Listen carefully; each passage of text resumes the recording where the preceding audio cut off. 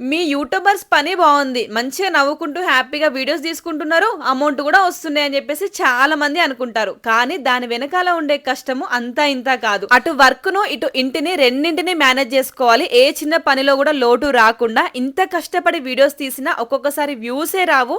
అయినా గూడా మళ్ళీ వెనకడుగు వేయకుండా మళ్ళీ మీకు మంచి ఔట్‌పుట్ ఇవ్వాలని జెప్పేసి వీడియోస్ తీస్తూనే ఉంటాము. ఏదో ప్రతి వీడియోలో మేము నవ్వుతూ కనిపిస్తే మీ అందరికీ హ్యాపీగా ఉంటదని నవ్వుతూ కనిపించినంత మాత్రాన వెనకాల అసలు కష్టమే లేదు నవ్వుకుంటా ఉన్నారని చెప్పేసి అస్సలే అనుకోవద్దు. అండ్ ఇంకో విషయం ఏందంటే యూట్యూబ్ పెట్టగానే అమౌంట్ వచ్చి కుప్పలు కుప్పలుగా మన మీద పడిపోతాయని చెప్పేసి అస్సలు కాదండి. మానిటైజేషన్ అవ్వడానికి నాలాంటి వాళ్ళకైతే 2-3 ఇయర్స్ మినిమం పడుద్ది.